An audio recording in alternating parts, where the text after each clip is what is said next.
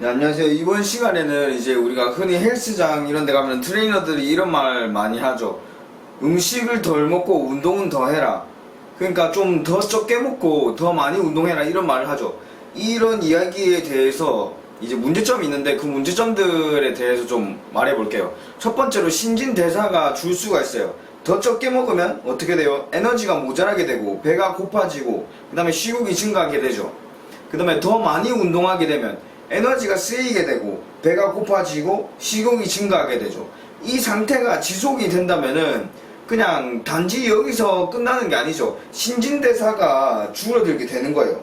몸 입장에서는 대사량을 늘리면 안 되는 그런 상태에 들어서는 거니까요. 기아 상태로 가는 거죠.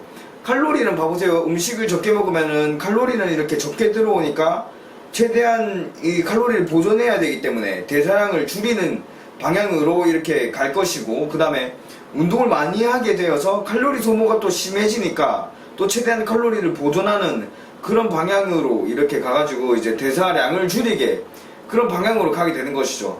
그러니까 덜 먹고 더 운동하고 이렇게 하는 상태의 지속, 이거는 아예 대사량 자체를 줄게 하는 그런 결과를 낼 수가 있는 거죠. 비유하자면 이런 거예요. 직장에서도 상사가 스트레스를 줘가지고 짜증이 자주 나고 이제 성격이 좀 안 좋아지는 그런 이제 순간들이 자주 발생해요.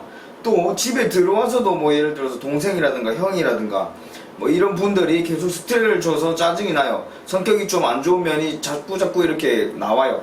그렇게 됐을 때 우리는 아예 성격 자체가 베리는 거죠. 베릴 수가 있는 거죠. 성격 자체가 나빠질 수 있다는 거예요. 그러니까 무튼 더 적게 먹고 더 많이 운동하다 보면은 신진대사 자체가 저하될 수 있는 거죠. 바람직하다고 보기는 어려운 상황이죠. 그 다음으로 두 번째, 대사 자체가 줄어들어 가지고 체열이 떨어질 수가 있어요. 수족 냉증이나 아랫배가 차거나 전체적으로 몸이 차가운 경우 이것을 의심할 수가 있어요. 몸은 대사를 줄이는 방법으로 체열을 낮춥니다. 체열을 낮추는 방법을 택해요, 몸이. 그렇기 때문에 이제 또 한 면역학자의 연구 결과에 따르면은 체온이 1도만 떨어져도 면역력이 30% 정도 떨어지면서 건강에 위협이 된다라고 주장을 합니다. 그러니까 수족 냉증은 그냥 그 손, 발, 차가운 것 때문에 불편하고 힘든 것 그 자체가 문제인 게 아니라 몸 상태가 썩 바람직하지 않다는 신호예요. 신경 쓸 필요성이 있습니다. 물론 그렇다고 해가지고 체온이 무조건 높으면 좋다는 이야기는 아니지만 덜 먹고 더 운동하는 상태의 지속, 신진대사의 저하, 그 다음에 체온의 저하, 그렇게 되면 또 건강상의 위협, 이 테크트리는 바람직하지 않다는 거죠. 세 번째로 이제 지방은 줄이고 근육은 늘리는 그런 이상은 이룰 수가 없습니다. 운동 경력이 어느 정도 있으신 분에 해당되는 이야기입니다. 체지방률은 높고 근육량은 적은 초보자의 경우나 스테로이드, 뭐 성장 호르몬 이런 거 빠방하게 꽂는 분들, 이런 경우에게는 해당되지 않죠. 그런 분들은 지방도 줄이고 근육량도 늘릴 수 있어요. 그렇지만 정상적인 케이스로 보면은 몸이 원래 그래요. 근육 지방을 이제 축적하는, 쌓는 동화작용과 근육 지방을 분해하고 소모하는 이 화작용을 동시에 이상적으로 실행하지는 잘 못해요. 그러니까 근육은 동화시키고 지방은 이화시키는 그런 방향으로 잘 작용할 수가 없다는 거죠. 그러니까 덜 먹고 더 운동하게 되면은 근육 지방이 같이 분해되는 그런 이화작용 위주로 몸이 돌아가게 된다는 거죠. 근육이 더 커지길 원해서는 안 된다는 겁니다. 그런 상태에서는, 그렇게 덜 먹고 더 운동하면서는. 그러니까 보면은 우리가 속담에도 이제 뽕도 따고 님도 보고 이거를 원하는데, 현실은 뽕을 따려면 뽕만 떼야 되고 님을 보려면 님만 봐야 돼요. 그러니까 동화작용도 하면서 이화작용도 할 수가 없다고요. 욕심부려서 그 욕심이 이루어지는 경우는 거의 없다 봐야 돼요. 이제 뽕만 제대로 따려고 해도 뽕도 제대로 딸까 말까인데, 님만 제대로 봐도 님만 제대로 볼까 말까고. 그런데 그런 이제 말도 안 되는 욕심은 안 부리는 것이 훨씬 더 현실적이고, 아무튼 그런 거예요. 그러니까 항상 비판적인 현실 인식이 중요합니다. 그 다음에 마지막으로 우리가 정신력, 의지력 이런 것들이 고갈될 수가 있어요.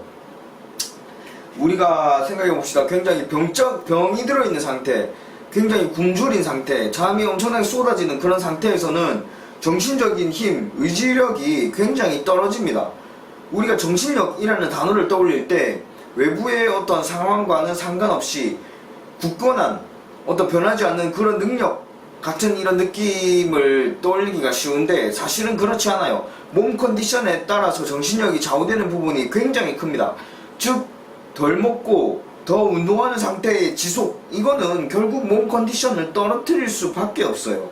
이는 결국에 정신력이 저하로 이어질 수밖에 없고요. 이거는 어쩔 수가 없어요. 이거는 현실이에요. 그런 거예요.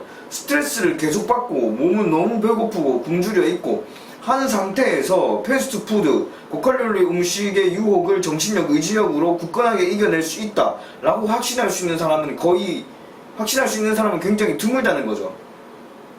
당연히 정신력이 떨어지고 의지력이 떨어지기 때문에 폭식을 할 수 있고 과식을 할 수 있고 잘못된 음식을 먹게 될 수 있는 거죠. 그러니까 이를 적절하게 잘 관리해야 된다는 거예요. 나는 엄청난 정신력을 갖고 있기 때문에 이거를 다 이겨낼 수 있어 가 아니라는 거죠. 적절히 잘 관리하는 게 답이라는 거죠.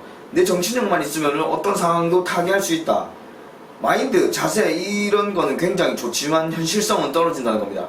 지나치게 덜 먹고 지나치게 더 운동하게 되면 오히려 정신력이 바닥을 치게 되고 절제력을 떨어뜨려, 그리고 절제력을 잃어버리게 돼서 고칼로리 음식을 폭식하게 되는 그런 어떤 타락, 이제 뭐 돌이킬 수 없는 그런 실수, 그런 뭐랄까 붕괴 이런 걸로 이어질 수 있게 되는 거죠. 에너지의 바닥은 정신력의 바닥으로 이어지고 이거는 타락으로 이어질 수 있는 거예요. 스스로의 정신력을 너무 과신해서는 안 돼요. 건강한 육체에 건전한 정신이 깃든다고 하죠.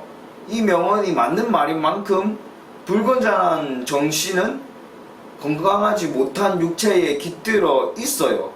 그렇기 때문에 무튼 비판적으로 현실인식을 해야 합니다. 네, 오늘 여기까지 하도록 하겠습니다. 감사합니다.